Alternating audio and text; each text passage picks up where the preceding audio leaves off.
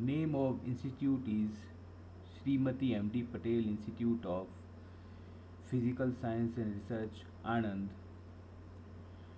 and myself, Dr. Rajiv Gupta, which is teaching in BSc Chemistry. The semester is fifth semester. Subject is Analytical Chemistry, and its subject code is US05 CCHE24. The unit number is 2, which is chromatography first. In this lecture, I am going to talk and discuss about column chromatography, its experimental details. It is the part 1 of this lecture.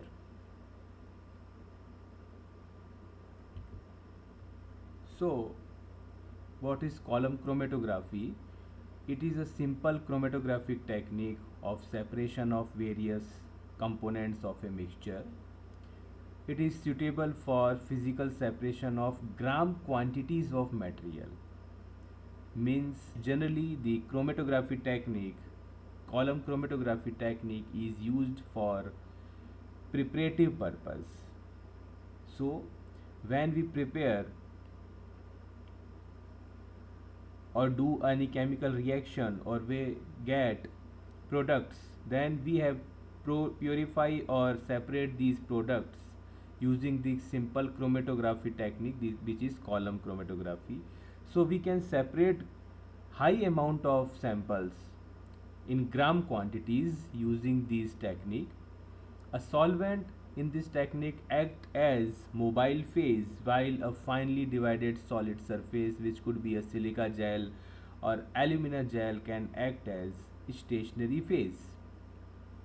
Usually a glass tube with a diameter from 1 centimeter to 10 centimeter and a height of 20 centimeter to 50 centimeter with a tap at the bottom is used for this purpose. So here these things are shown for preparative chromatography, where we have to separate these gram quantities. So depending on the amount of sample, we use large columns or small columns. Now types of column chromatography based on the difference of the flow rates of the mobile phase or speed of flow of mobile phase in through stationary phase. It can be divided into several types. First one is gravity column chromatography. As it is clear from this name, here the mobile phase will move inside stationary phase due to gravity. Only due to gravity, the mobile phase moves through the stationary phase by the influence of gravitational force, and no other force acts on this mobile phase. In flash chromatography, the mobile phase is pushed by a stream of air or nitrogen or using special valves or adapters. Also, special pumps can be used to push this mobile phase with a pressure. So here these two types of chromatography are shown. Standard column chromatography, where only gravitational force works, but in flash column chromatography we apply a pressure using a pressurized gas or a pump. So both type of chromatography are very similar, only the extra pressure is applied in flash chromatography. So we can see here the column chromatography, where this is a column which contains its diameter 1 centimeter to 10 centimeter depending on our sample quality and sample amount. We choose our column, which is made up of glass, and it is the tap. On this tap we put a glass, cotton or other things here.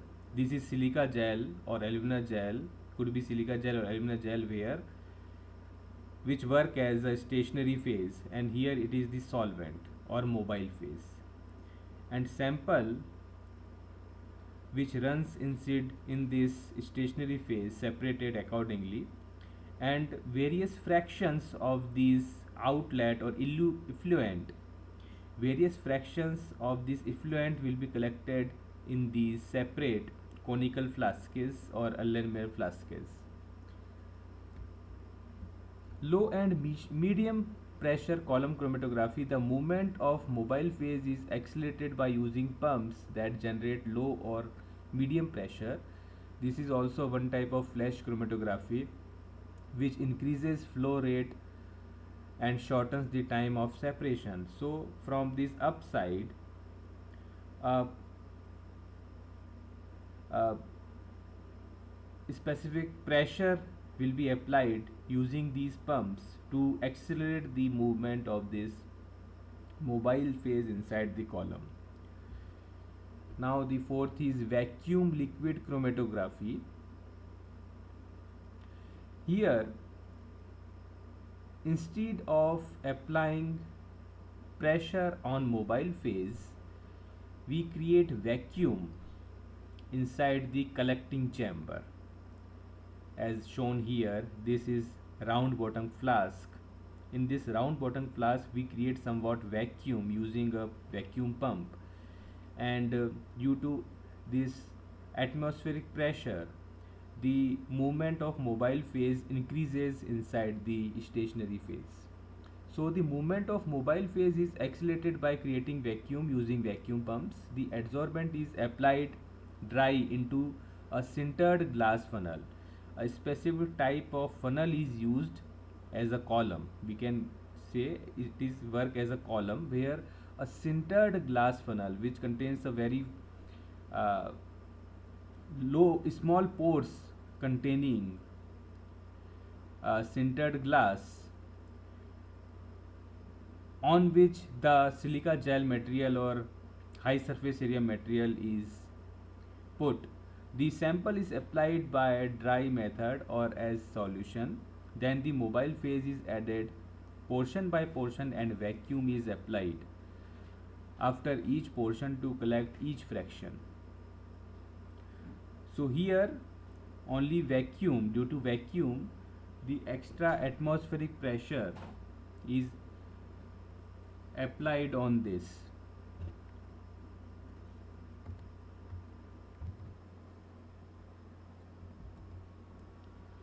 Now fifth one is high performance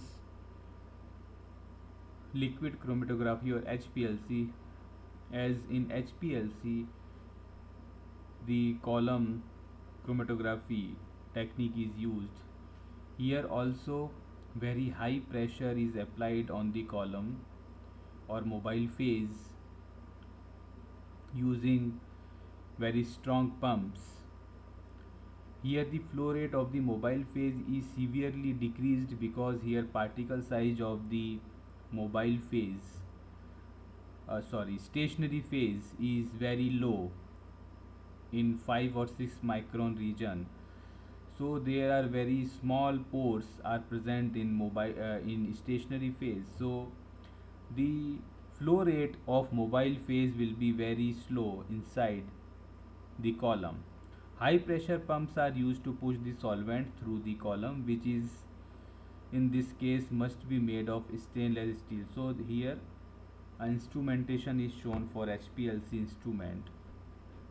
Now the second classification of column chromatography is based on the types of stationary phase and mobile phase. We know that the type of stationary phase could be of two types, that are solid or it could be liquid, but here the mobile phase will always be in liquid state because we are reading liquid chromatography, because we are seeing liquid chromatography basically, which is actually preparative.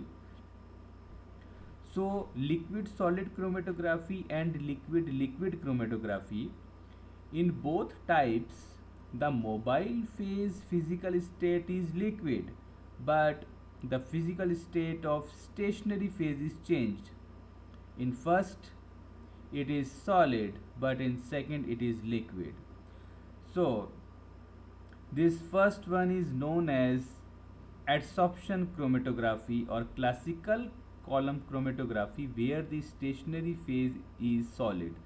So here on this solid stationary phase, the adsorption phenomena happens where these sample components adsorbed on the surface of the solid high surface area material. Here the stationary phase is solid and the mobile phase is liquid, but in case of liquid chromatography, both stationary and mobile phase are liquid. So here the partition phenomena takes place over stationary phase, so it is also called partition chromatography. Here both stationary phase and mobile phase is liquid. So what happens here, we made a liquid coating over these solid inert supports. Suppose we use silica gel. So the silica gel, if itself used as it is, that then it work as solid, means it undergoes adsorption. But if silica is functionalized with organic moieties, somewhat hydrocarbon moieties, then it work as a liquid stationary phase, where the sample molecules solubilize in this functionalized moieties or thin layers over silica gel powders. So generally both type of techniques, means solid liquid and liquid solid and liquid liquid, both type of chromatographies has has been highly used in laboratories. So here we will read both type, but the major portion is column adsorption chromatography, where silica gel itself use as it is without any modification. So first step is preparation of the column, means how we prepare our column using stationary phase, because these columns contains solid stationary phase or liquid stationary phase. At first, a plug of cotton wool or glass wool is placed in the bottom of the column. The column, which is made up of a glass, basically it's designed just like a burette which we see in our laboratory.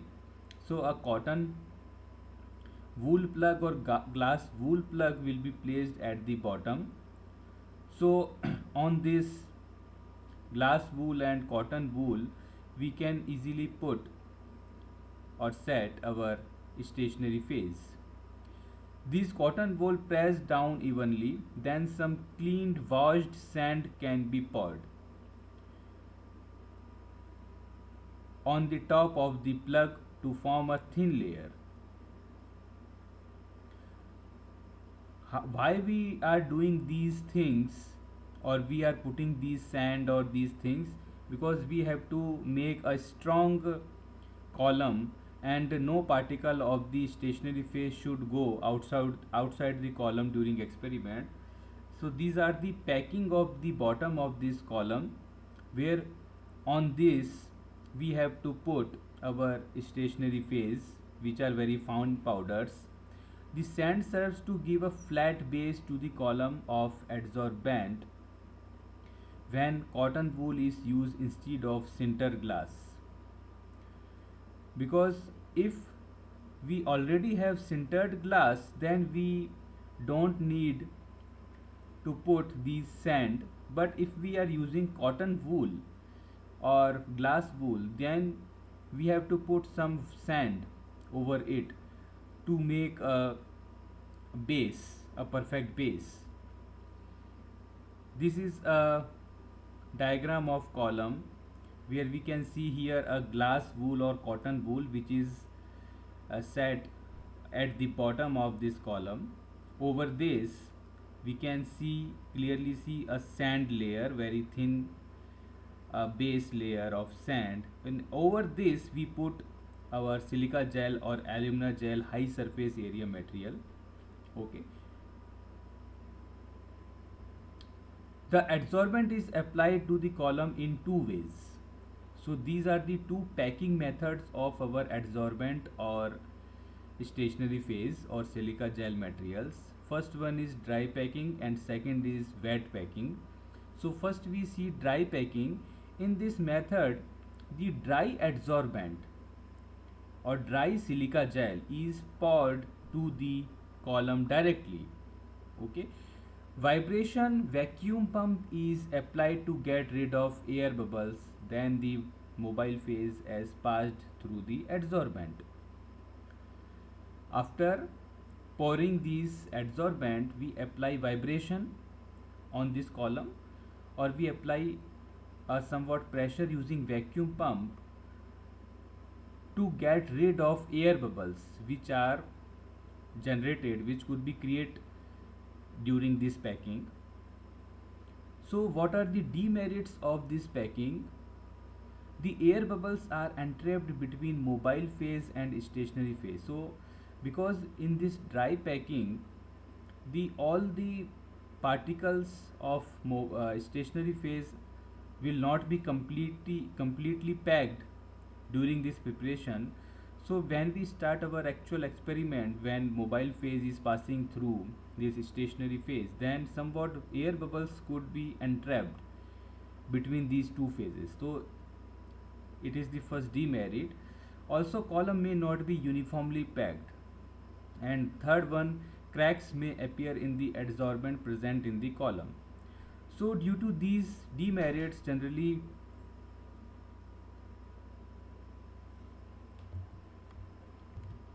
dry packing is not used. Generally wet packings are highly used for preparing these columns. After filling, tapping can be done to remove void spaces as shown here. Using this vibration of vacuum pumps, we can remove these voids, but sometimes these problems creates in dry packing. So this is the diagram is shown for dry packing, where we can see that it is a column, very small column, in which a specific grade or mesh size silica gel, which is a fine dry powder, is filled directly in this in dry form. So it is a type of dry packing as shown in this diagram. Now the second is wet method or slurry packing method. This is the ideal technique which is highly used in laboratories for preparatory chromatography. Slurry is prepared by taking at first small amount silica. Means what we do here, we use these adsorbent in small amounts or high amounts depending on our column volume, and we make a slurry using a non-polar or least polar solvent. Means we mix these silica gel materials into solvent and mix these two components, means adsorbent and solvent, properly in a beaker or other container, and then we directly poured this slurry of solvent and silica gel into the column. This process is continued for several times until the stationary phase is firmly packed in the column. Sand may be added after the slurry, means or at the top of column, or the adsorbent layer we can put sand to make a very tight packed column. Now the precautions during this slurry packing: after setting the adsorbent, the excess solvent is allowed to drain out by the outlet duct. Okay, because we are using here solvent. Generally these solvents are volatile in nature, organic solvents, non-polar solvents, which are generally volatile in nature. So when we pack this column, then we allow or open the outlet of this column, so the excess solvent which is present in this slurry will be allowed to drain out. So by this process we what we see that our column becomes completely packed, but a head or layer of solvent should always cover the adsorbent. So some amount of solvent should always present over the stationary phase or in the column. So the complete solvent should not be removed. Generally these solvents which are used here could be mobile phase, which we will use in our actual experiment. These solvent could be made up of that our used mobile phase. So the complete solvent should not be removed. Some portion should be situated over the stationary phase, so cracks will not appear. Otherwise cracks will develop in the column and becomes useless for chromatography, because the solvent runs through the cracks rather than between the particles of the adsorbent. Because what is the our actual function in this chromatography or any chromatography, that all the sample components or mobile phase should flow in between the particles of adsorbent, and if these runs or flow through cracks of the stationary phase, then these will not go through the particles, each particle of the stationary phase, and we will not get separations of our sample. So this is the wet packing method, where a slurry is made inside this beaker using this adsorbent and solvent. Then this slurry is directly put into this column, glass column, and completely filled. Here we can see that excess solvent will be removed from this bottom side, and some solvent still remains on the top side of this stationary phase.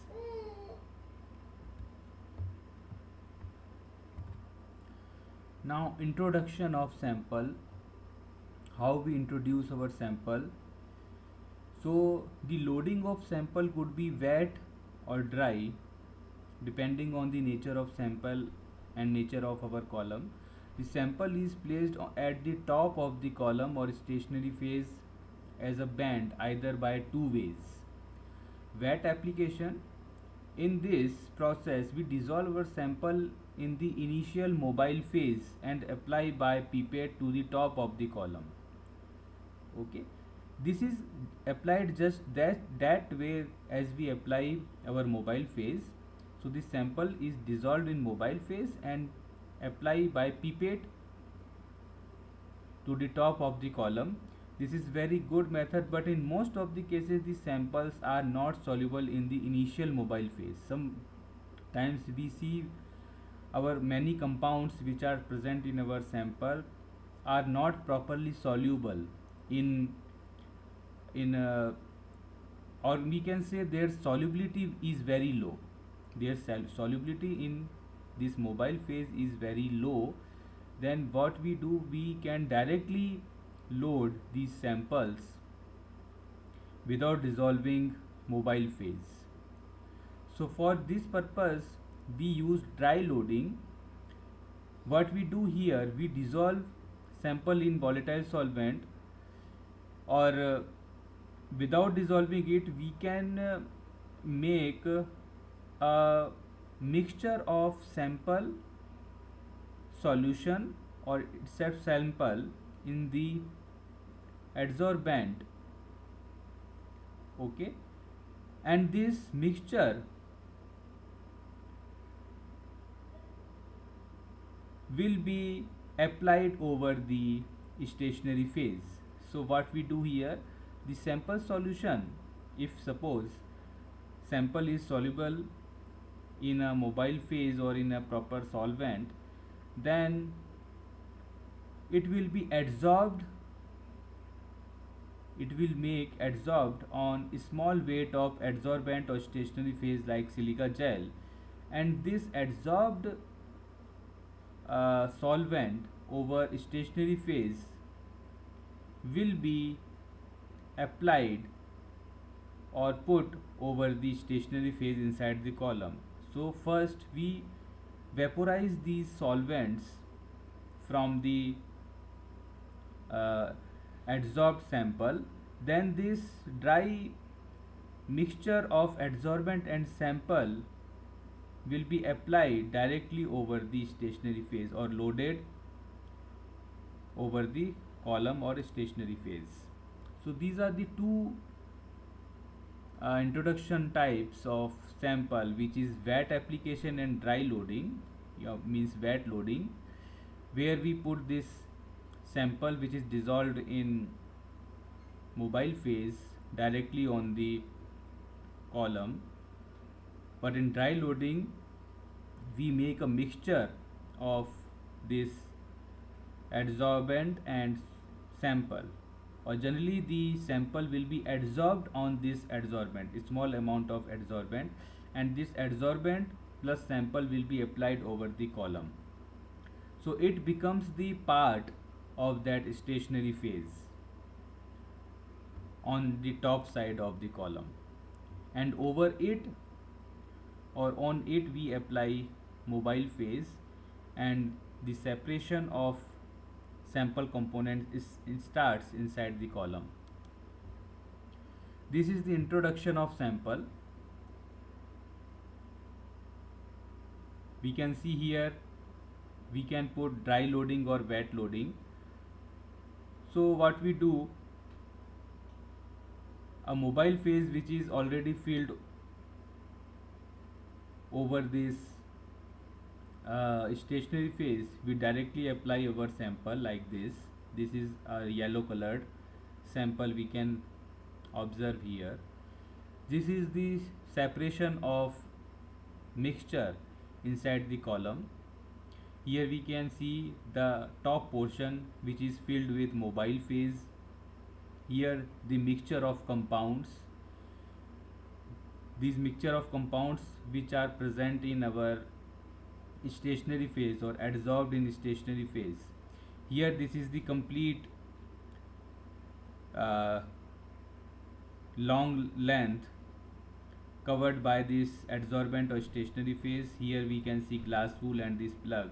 When we open this plug, the solvent or mobile phase goes top to down due to gravitational force, and these mixture of components separated according to their partition coefficients or adsorption, which sample components show more affinity towards stationary phase moves slower inside the column, and which shows lesser affinity or lesser attraction towards stationary phase shows faster movement or fast flow inside stationary phase. So here we can observe the separation of these sample components.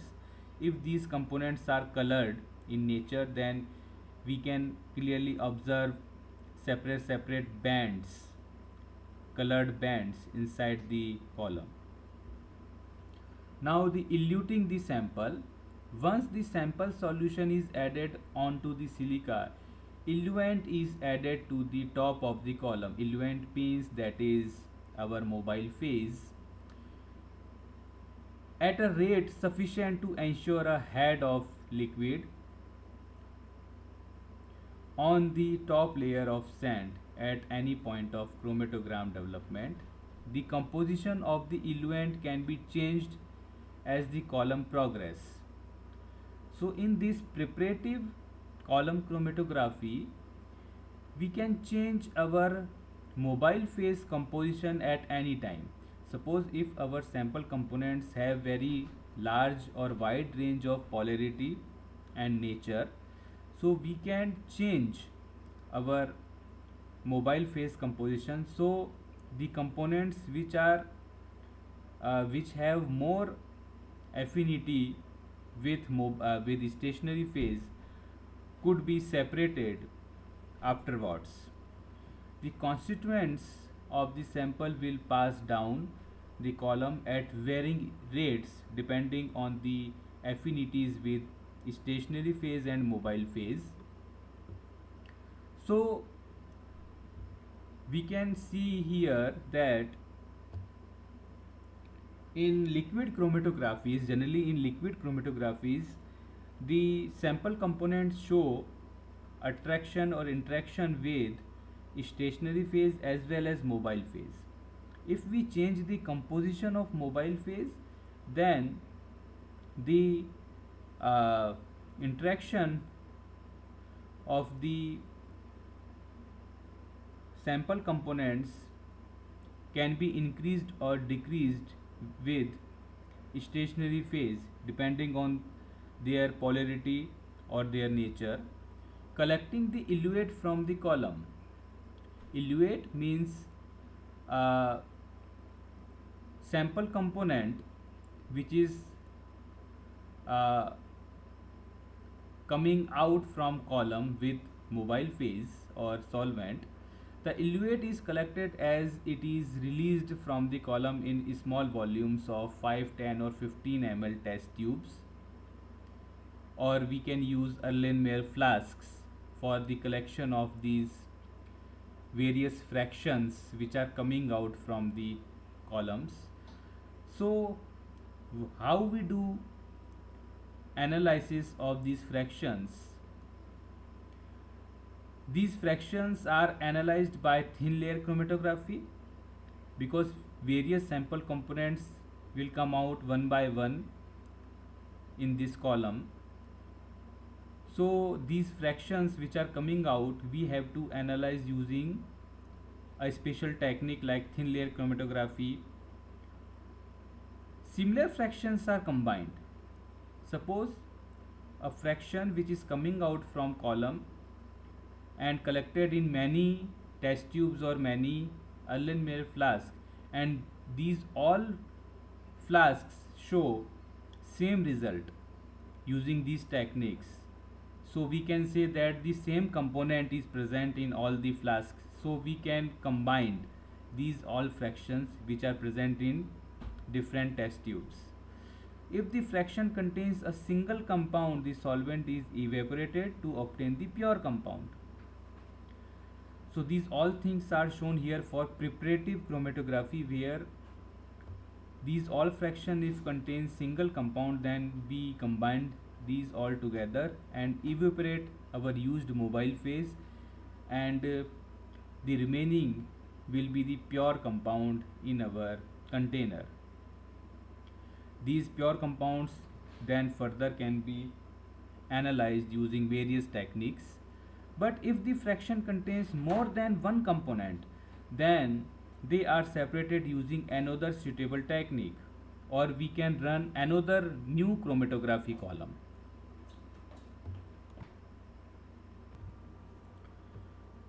If column chromatography does not work for that two components which are still present in our mixture, then we have to use another suitable techniques for the separation.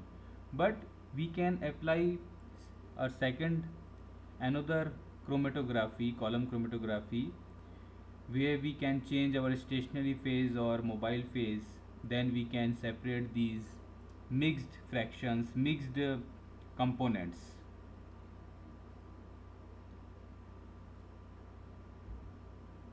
Here the elution of various sample components are shown. So we can say that at the course of this experiment, at starting point where the solid matrix is filled inside the column, we apply our sample at the top side. Then we put our mobile phase over this. Then due to this movement of mobile phase, these sample components dissolved in this mobile phase and shows interaction with both mobile phase and stationary phase, and which component which is and that component which is which has high affinity towards stationary phase moves slower. As we can easily see here, clearly see that this green component has high affinity towards stationary phase, so it is moving slower, but this red component has low affinity towards stationary phase but high solubility in mobile phase, so it is moving faster and eluting first. Then that some after that this green colored component is separated. So these are the various fractions we can observe which are collected in different test tubes. So these all fractions could be further analyzed by uh, thin layer chromatography or other techniques. So we can find out the fractions that contain same component, or fractions which have different components. Now the development of the chromatogram. For the development of chromatogram means when the various components has been separated inside the column.